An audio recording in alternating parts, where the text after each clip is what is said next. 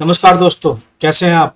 उम्मीद करता हूँ अच्छे होंगे। जो लोग हमारे चैनल पे नए आए हैं या पहली बार इस वीडियो को देख रहे हैं उनको मैं बताना चाहूंगा कि हम यहाँ MS एक्सेल में फुल्ली ऑटोमेटेड कोटेशन बनाना सीख रहे हैं और ये इस सीरीज की 5वीं वीडियो है। लिंक डिस्क्रिप्शन में डाल रखा है, आप वहां जाके चेक कर सकते हैं। और जो लोग मेरे साथ लगातार जुड़े हुए हैं, चलिए उनके साथ हम आगे बढ़ते हैं। तो हम चलते हैं पहले अपने डेस्कटॉप की तरफ। ये आ गए हम अपने डेस्कटॉप पर और यहाँ पे मैंने एक फोल्डर बनाया है जिसके अंदर आप देख सकते हैं मैंने आपको ये वाला फोल्डर दिया था जिसमें मैंने 3 फाइलें आपको डाउनलोड करने के लिए दी थी। उम्मीद करता हूँ आपने वो डाउनलोड की होगी और उसका इस्तेमाल किया होगा। और जो लोग एक सिंपल कोटेशन रखना चाहते हैं सिर्फ सिंपल फॉर्मूले लगा करके, उन लोगों के लिए 4 वीडियो तक मैंने काम कर दिया है। वहां पे जाके आप डाउनलोड करें और उसका इस्तेमाल करें। लेकिन जो लोग उसको थोड़ा और ऑटोमाइज करना चाहते हैं वो मेरे साथ वीडियो में बने रह सकते हैं। तो चलिए आगे बढ़ते हैं। मैंने ये यहाँ से कॉपी करके और एक दूसरे फोल्डर में पेस्ट कर ली है। तो इसको हम स्टार्ट करेंगे। मैं आपको बताऊंगा इसमें थोड़ा सा मैंने चेंज कर दिया है कि पहले हमने जो कोटेशन नंबर डाली थी ये हमारी स्टैटिक थी। स्टैटिक इन द सेंस पहले हम इसमें केवल एक ही नंबर आता था। अगर मुझे दूसरी कोटेशन, तीसरी कोटेशन, चौथी कोटेशन चाहिए तो वो मैं नहीं कर पा रहा था क्योंकि मैंने इसमें डाला नहीं था ऐसा ऑप्शन। तो वो मैं आपको बताऊंगा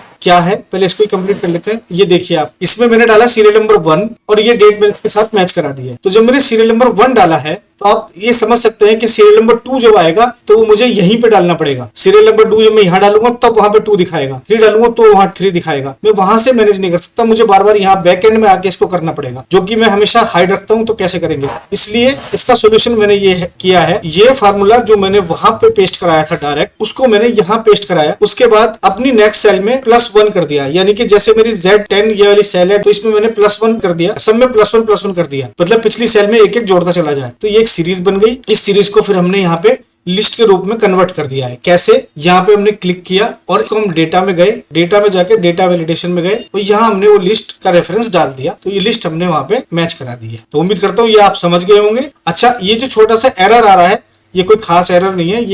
ये बताता है कि ये टेक्निकल तरीके से ठीक लिखा नहीं है। लेकिन अगर आप इससे इरिटेट होते हैं और आपको ये नहीं चाहिए तो उसके 2 तरीके हैं। या तो आप सिंपल यहाँ पे इसको इग्नोर एरर कर सकते हैं, या फिर भी अगर आपको ये परेशान करता है तो आप यहाँ फाइल में जाएंगे, ऑप्शन में जाएंगे और यहाँ जाके फॉर्मूला के अंदर इसको आप अनचेक कर सकते हैं। अनचेक करेंगे तो फिर ये कभी आपको दिखाई देगा ही नहीं। अब आप कुछ भी करें तो ये आपको नहीं दिखाई देगा। ये हो गया आपका एरर ठीक करने का तरीका। तो अब आगे बढ़ते हैं। अब देखिए आप, एक दूसरी चीज उसमें बचती थी। पिछली वीडियो में हमने यहाँ पे मॉडल नंबर नहीं डाले थे। मॉडल नंबर हमने इसलिए डाले थे क्योंकि वीडियो लंबी हो गई थी। तो इसमें हमने मॉडल नंबर डाल दिए हैं। कैसे डाले हैं वो मैं आपको बता देता हूँ। इसमें एक फॉर्मूले का इस्तेमाल हुआ है जिसका नाम है VLOOKUP। तो VLOOKUP हमने इसमें इस्तेमाल कर दिया है। कैसे किया है वो मैं आपको एक बार समझा देता हूँ। ये देखिए VLOOKUP है। अब मैं क्या करता हूँ, पहले इसको डिलीट कर देता हूँ। मैंने कर दिया डिलीट और यहाँ मैंने कर दिया सेव। अब ये मेरे इसके अंदर फॉर्मूला नहीं है। मैं उस फॉर्मूले को लगा के आपको बताऊंगा कि मैंने वो फॉर्मूला कैसे लगा रखा है। तो उस फॉर्मूले का कैसे इस्तेमाल किया है, यहाँ पे लिखा =VLOOKUP।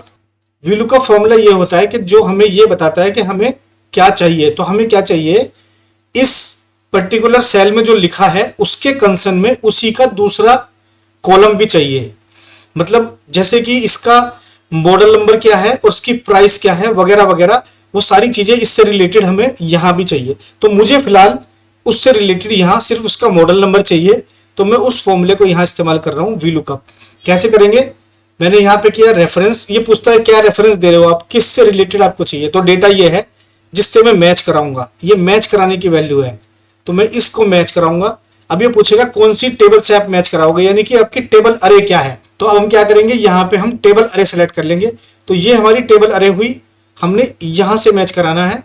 तो स्टार्ट करेंगे। VLOOKUP में हमेशा लेफ्ट साइड के, मतलब कॉलम के फर्स्ट सेल से स्टार्ट होता है। लेफ्ट साइड के कॉलम के फर्स्ट सेल से स्टार्ट होता है, ये याद रखिएगा। यहां से स्टार्ट करना है और आपको ये डिस्क्रिप्शन, मॉडल सब ले लेना। और ये आपको 3 कॉलम मैंने इसमें सेलेक्ट कर लिए हैं। 3 कॉलम सेलेक्ट हो गए। ठीक है दोस्तों, अब ये ध्यान रखिए आप, इसके अंदर 3 कॉलम सेलेक्ट हैं, 1 2 3 ऐसे उसके नंबर हैं। और उसके बाद फिर यहाँ लगेगा कोमा। आपको यहीं इसी शीट पे रहना है और यहीं पे कोमा लगा देना है। कोमा लगा दिया। उसके बाद आपको देना है सेल का, किस सेल का आपको डेटा वहां चाहिए। तो मुझे चाहिए मॉडल नंबर, तो मैं क्या, दूसरे सेल का, यानी कि मैं इसमें डालूंगा 2। उसके बाद मैं करूंगा कोमा। अब ये मुझसे कहता है कि आपको अप्रोक्स मैच चाहिए या एग्जैक्ट मैच चाहिए। तो अगर हम अप्रोक्स मैच चाहते हैं तो हम 1 भी लिख सकते हैं या 2 भी लिख सकते हैं। लेकिन अगर मुझे एग्जैक्ट मैच चाहिए तो मुझे 0 लिखना पड़ेगा या फॉल्स लिखना पड़ेगा। मैं एक बार फिर से रिपीट करता हूं।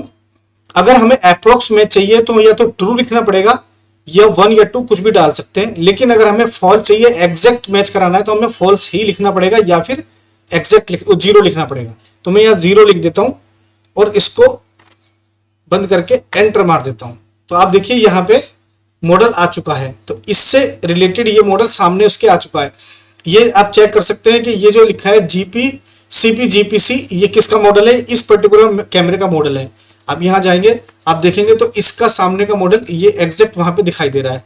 तो ये इसका एक तरीका है वीलुकअप का। सारा वीलुकअप इसी तरीके से लगा हुआ है जिसमें हमने मॉडल नंबर यहाँ पे डाल रखा है। बस इतनी सी कहानी वीलुकअप की है। उम्मीद करता हूं आपकी समझ में आ गया होगा। तो दोस्तों आगे बढ़ते हैं। अगला पार्ट हमारा आता है, मैं इसके अंदर एक चीज प्रीफर करता हूं, प्रॉफिट और एक्सपेंस की मैट्रिक्स में यही बना के चलता हूं। यानी कि जितना का सामान मेरे पास आ रहा है, जितनी परचेज आ रही है वो परचेज भी मैं यहीं पे मेंटेन करता हूं और जितने का मुझे सेल करना है वो भी मैं यहीं मेंटेन करता हूं। तो प्रॉफिट में साथ साथ अपना यहीं कैलकुलेट कर लेता हूं कि मुझे किस तरीके से और कितना उसका मार्जिन रख के आगे देना है। तो मैं डीपी यहीं पे अपनी सामने रखता हूं कि ये मेरी डीपी है, ये मेरा पर्टिकुलर प्रोडक्ट पे मार्जिन आ रहा है, ये मेरा टोटल मार्जिन आ रहा है और मुझे इतना ही रखना है। तो मैं उसमें 19-20 कर सकता हूं। तो जो मेरी कोटेशन बन रही है उसको मैं प्लस माइनस करने के लिए यहीं पे सब एडजस्ट कर सकता हूँ। मैं आपके साथ शेयर करूंगा कैसे करेंगे। उसके लिए मुझे क्या है, मुझे यहाँ से कॉपी करना है जो मैंने मैट्रिक्स बना रखी है। मैं आपको सिंपल यहाँ से उठा करके और कॉपी करके वहां पे पेस्ट कर देता हूँ। तो दोस्तों मैंने ये मैट्रिक्स यहाँ पे डाल ली है और इसको डिलीट कर दिया है। इसका डेटा मैंने बिल्कुल क्लियर कर दिया है। अब यहाँ से हम नया डेटा इसके अंदर डालेंगे और ये मैट्रिक्स कैसे काम करेगी ये मैं आप लोगों के साथ शेयर करता हूँ। तो मैं सबसे पहले क्या करता हूँ, ये जो क्वांटिटी है इस क्वांटिटी को मैच करा लेता हूँ। तो इस क्वांटिटी को हम इस क्वांटिटी के बराबर मैच कराना है। तो मैं क्या करूंगा, इज इक्वल टू ये और इसी तरीके से सारा मैच करा देता हूँ। इज इक्वल टू ये रखेंगे। ये मैं पहले बता चुका हूँ कि ये जो मर्ज होता है तो मर्ज सेल एक साथ हम नीचे ऐसे कॉपी करने के लिए नहीं ले जा सकते, वो दिक्कत करता है। इसलिए मैं जहां मर्ज है वहां से मुझे थोड़ा अलग करना पड़ता है। ये हमारा हो गया है, ये हमने क्वांटिटी मैच करा दी है। अब हम यूनिट प्राइस की बात करते हैं। तो यूनिट प्राइस हम इसका लेके आएंगे वहां से जो हमारा पिछला है। तो यानी कि हम यहाँ को इस यूनिट प्राइस को वीलुकअप से लेके आएंगे। तो मैं लगाता हूँ यहाँ वीलुकअप, कैसे, इज इक्वल टू वीलुकअप। तो हमें क्या करना है, हमें इस कैमरे का प्राइस चाहिए। तो मैं इस कैमरे को सिंपल सेलेक्ट करूंगा, इसके बाद फिर लगाऊंगा यहाँ कोमा और फिर अगेन आप लोगों को पता है कि मुझे क्या करना है, मुझे जाना है इस कैमरे में और ये जो कैमरा है इसकी यहां से यहां तक सारा टोटल को सेलेक्ट कर लेना है और कर देना है एंटर और इसी सेल पे रहना है। फिर इसमें करना है कोमा। अब मुझे वैल्यू चाहिए मेरी 1 2 3 4 यानी कि फोर्थ कॉलम की। मुझे फोर्थ कॉलम की डेटा यहाँ पे लानी है। तो मैंने फोर्थ कॉलम को क्लिक किया, कोमा लगाया और एग्जैक्ट मैच कराना है तो 0 कर दिया और मैं सिंपल यहाँ पे एंटर भी मार सकता हूँ बिना ब्रैकेट बंद किए, कोई दिक्कत नहीं है, आप कर सकते हैं। एंटर मारेंगे, आप डेटा यहाँ से यहाँ आ गया है। आपने देखा ये डेटा क्लियर यहाँ आ गया है। अब मुझे सारा वीलुकअप ऐसे ही लगाना है। तो मैं जल्दी जल्दी वो वीलुकअप लगा देता हूँ, फिर मैं मिलता हूँ आपसे इसको लगाने के बाद। चलिए फिर आगे बढ़ते हैं।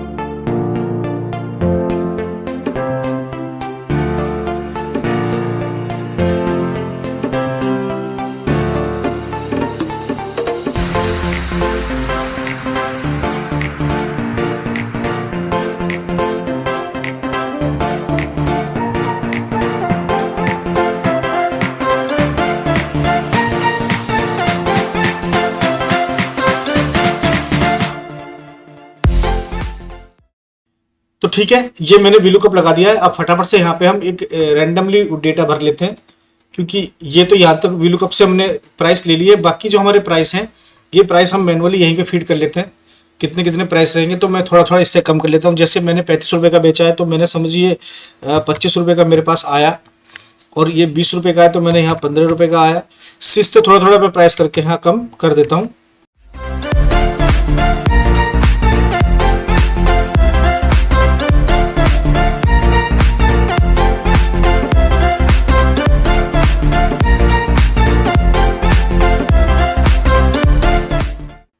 ठीक है, ये डेटा मैंने फीड कर दिया। अब इसके बाद हमें लगेगा फॉर्मूला। अब हमें यहाँ क्या करना है, सेम सिंपल हमें यहाँ लगाना है अमाउंट। जो भी हमारे पास अमाउंट है, ये अमाउंट कितना होगा, ये अमाउंट हमारा आया, जो हमारा टोटल अमाउंट, इसका कितना अमाउंट हमारे पास है। तो मैं ये यहाँ पे लगाता हूँ सिंपल फॉर्मूला, ये जो मैंने उसमें लगा रखा सेल्स कोटेशन में, यानी कि ये और मल्टीप्लाई ये, यानी कि इतने का सामान मेरे पास खरीद में आया है।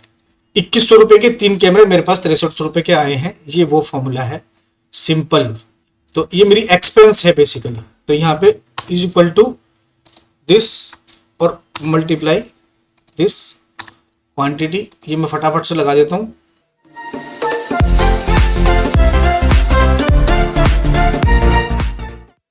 ये लग गया हमारा अमाउंट। अब हम यहाँ पे आते हैं, ये हमारा है यूनिट मार्जिन।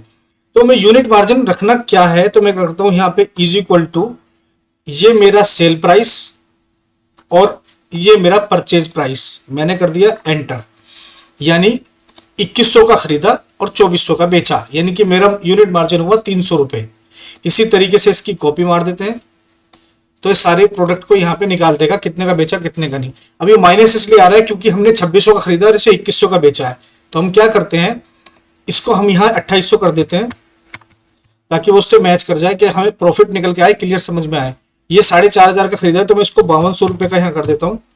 इसके बाद फिर ये हमारा 8400 का गया है तो मैं इसको यहाँ पे कर देता हूँ 9500, ताकि माइनस में कोई फिगर ना आए।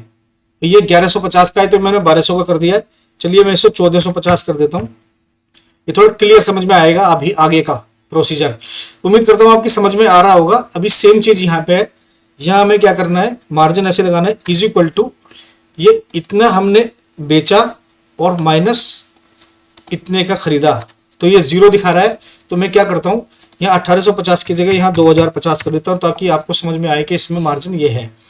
सेम फॉर्मूला नीचे यहां तक लगा देते हैं, ठीक है। सब में मार्जिन यहाँ दिख रहा होगा आपको, किसी में माइनस नजर नहीं आ रहा होगा। यहां करते हैं सेम में इज इक्वल टू, इतना बेचा और माइनस इतना खरीदा, ठीक है।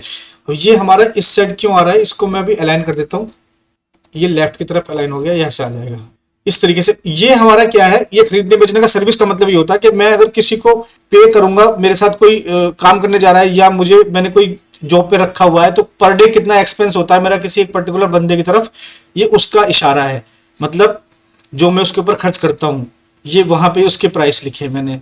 125 रुपए हुए तो मतलब 625 रुपए मैंने एक बंदे पे खर्च किए, क्योंकि एक ही बंदा इंस्टॉल करने गया तो उसकी पर डे की ये सैलरी टाइप समझ लीजिए आप एक तरह से। ये कैलकुलेशन होगी। अब हमें सिर्फ क्या करना है, यहाँ पे हमें लगाना है simple formula is equal to sum. हमें सम में करना क्या है, हमें सिर्फ ये टोटल टेबल लेनी है और यहाँ पे इसको क्लिक करना है और एंटर मार देना है। तो हमारे पास इस सबका सम आ गया टोटल, के हमने यहाँ से यहाँ तक क्या चीज हमें खर्च हुआ है। ये हमारा एक्सपेंस है टोटल अभी तक। अब हमें प्रॉफिट पे बात करते हैं। तो प्रॉफिट के लिए हमें एक फॉर्मूला लगाना पड़ेगा।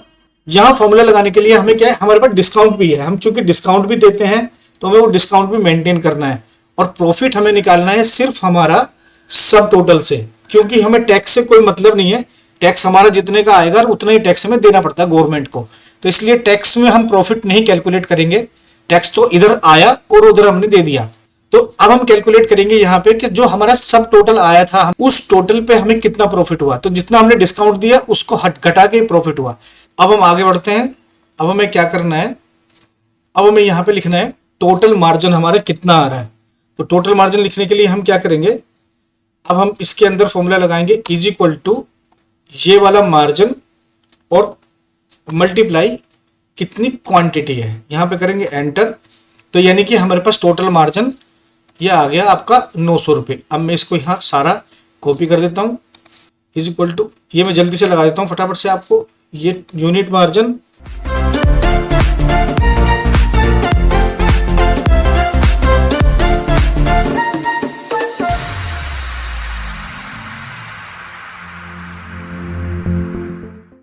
तो ये आपका फॉर्मूला लग गया है हमारा इस तरीके से। तो अब यहाँ पे अब हमें यहाँ फॉर्मूला लगाना है। यहाँ फॉर्मूला हम क्या लगाएंगे, यहाँ पे हमें फॉर्मूला लगाना है जितना हमारा, जो अगर हम किसी को डिस्काउंट दे रहे हैं तो हमें वो डिस्काउंट इसमें से माइनस करना है। डिस्काउंट माइनस करके फिर हमको उसका प्रॉफिट कैलकुलेट करना है। तो हम क्या करेंगे, उसके लिए हमने इसको डिस्काउंट को माइनस किया, कैसे करेंगे, इज इक्वल टू इफ यहाँ पे इफ से स्टार्ट करेंगे। इफ ये वाला सेल, अगर हमारे ये वाला सेल उसकी वैल्यू 0 है तो क्या करेगा, फिर वो सम कर दे। तो सम किसको कर दे, इस पूरे सेल को यहां से यहां तक सम कर दे, और इसे कर दिया हमने बंद। ये अगर उसकी वैल्यू 0 है तो टोटल इसको उठा के सम कर दे, अगर उस वैल्यू में कुछ है सम कर दे, वरना क्या करे। अब नेक्स्ट शर्त है इफ की, इफ कंडीशन है ये तो ट्रू होगी, ये ट्रू है। फॉल्स, अगर फॉल्स होती है तो क्या करे, फिर से वापस सम कर दे। किसको, वापस से सम कर दो इसी को, अगेन इसी को सम कर दो, आप यहां से यहां तक सम कर दो, और इसके अंदर से अब इस वाली सेल को माइनस कर दो, जो डिस्काउंट हमने दिया है वो उसको माइनस कर दो। तो ये टोटल हमारा इस तरह से वैल्यू निकल के आ जाती है। अब इस पे प्रॉफिट हमारा दिखाई दे रहा है 2315 रुपए का हमारे इस पे टोटल प्रॉफिट दिखाई दे रहा है। तो ये हमारी प्रॉफिट लॉस की मैट्रिक्स इस तरीके से बन के तैयार है। ये हमारी प्रॉफिट लॉस की मैट्रिक्स तैयार हो गई है। उम्मीद करता हूं आप लोगों की समझ में आ गई होगी। तो हम इसको यहीं तक रखेंगे, इसके बाद हमें यूज करना है डायनामिक रेंज। तो दोस्तों मैं अब यहाँ पे आपसे एक चीज की डिस्कस करना चाहूंगा कि डायनामिक रेंज की हमें क्या जरूरत है। तो दोस्तों जैसे कि आपने देखा, यहाँ पे हमने डेटा फैच कराया, तो यहाँ में हमने वीलुकअप का फॉर्मूला यहाँ भी लगाया है, यहाँ भी लगाया है, हमने यहाँ पे लिस्ट भी लगाई है, कई चीजें हमने यहाँ एडिट की हैं। तो अब हमें क्या करना है, अगर हमें किसी की वैल्यू सपोज बढ़ानी पड़ी या चेंज करनी पड़ी, तब हमें सब जगह चेंज करना पड़ेगा। तो मैं यहाँ पे आपको 2-3 एंट्री मार देता हूँ, तो आपको पता लगेगा कि मैं कर देता हूँ न्यू कैमरा 1, ठीक है। मैं इसको यहाँ 2-3 करता हूँ, ये आप देख रहे हैं, दो न्यू कैमरा 2, न्यू कैमरा 3 सब आ गए यहाँ पे। मैं इसका मॉडल भी डाल देता हूँ, मॉडल 1, मॉडल 2 और मॉडल 3 भी सब आप देख रहे होंगे, सब ये आ गए यहाँ पे। मैं इसकी प्राइस भी डाल देता हूँ, ये डिस्क्रिप्शन भी डाल देता हूँ मैं इसकी। ये देखिए, ये मैंने प्रोडक्ट की एंट्री कर दी है, और मैंने इसका रेट भी डाल देता हूँ। सबका रेट मैं यहाँ पे डाल देता हूँ, ये सबका रेट अलग अलग हो गया, ठीक है। जस्ट समझिए रेट मेरे एक ही है। तो ये मैंने एंट्री मार दी और मैंने इसको कर दिया यहाँ पे सेव। अब क्या ये मुझे वहां दिखाई देगा, मैं आपको इसमें देखता हूँ, लिस्ट में जाके मैं चेक करूंगा तो मुझे दिखाई देगा, मुझे वो नहीं दिखाई दे रहा है। तो अब मुझे क्या करना पड़ेगा, अब मुझे इसको देखने के लिए अगेन मुझे अपनी लिस्ट में जाना पड़ेगा, यहाँ डेटा में जहाँ से मैंने ये लिस्ट बनाई है, और मैं यहाँ जाऊँगा, यहाँ जाके मुझे वो लिस्ट को अपडेट करना पड़ेगा। अब मैं इसको अपडेट करूँगा कहाँ तक, ये मेरी 3 एंट्री हुई है, तो मैं इसको करूँगा 25 तक, मैं इसको 25 तक अपडेट करूँगा, तब ये लिस्ट में मेरी आ जाएगा। अब आप देखेंगे ये मेरी लिस्ट में यहाँ पे मुझे दिखाई दे जाएगा। मैं इस पर क्लिक करता हूँ तो क्या इसका मॉडल नंबर भी आएगा, जी हाँ, इसका मॉडल नंबर भी आ रहा है, क्योंकि मैंने 23 तक यहाँ पे अपडेट कर रखा है पहले। तो मैं क्या करता हूँ, क्या मैं अगली को देखता हूँ, 24 भी आएगा इसमें, इसको 2 को करता हूँ तो 2 नहीं आया, क्योंकि मैंने उसको अपडेट नहीं कर रखा है। तो मुझे क्या करना पड़ेगा, अगेन इस वाली टेबल को, मुझे वीलुकअप की टेबल है, यहाँ भी इसकी टेबल से मैच नहीं कर रही है, क्योंकि मुझे यहाँ भी वीलुकअप में चेंज करना है। तो पहले मैं यहाँ चेंज करूंगा, मैंने इसको यहाँ 25 कर दिया, तो मेरे तीनों प्रोडक्ट यहाँ दिख जाएंगे।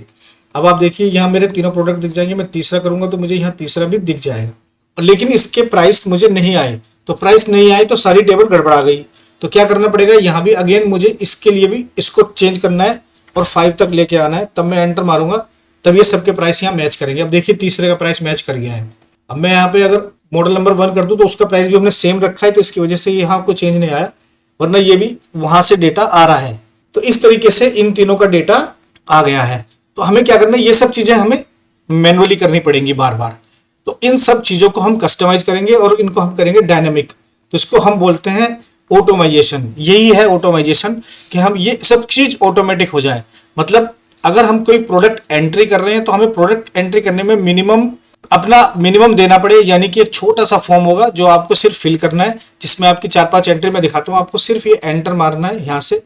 अब जैसे ऐड करेंगे तो ये ऐड करते ये फॉर्म खुलेगा और आपने क्या करना है, इस फॉर्म के अंदर डेटा फिल कर देना है। डेटा फिल करेंगे, डेटा आपके पास पहुंच जाएगा और वो ऑटोमेटिक आपकी जो टेबल बनी है वो अपडेट हो जाएगी, जिसको बोलते हैं डायनेमिक टेबल। तो जितनी भी आप एंट्री करेंगे कोई फर्क नहीं पड़ता उससे, आप चाहे उसमें 100 एंट्री करें, 1000 एंट्री करें, 2000 एंट्री करें, वो सारी एंट्री आप इस फॉर्म के थ्रू करेंगे तो सीधी सीधी वहां जाती रहेंगी और यहाँ पे हमें फिर कुछ नहीं करना पड़ेगा।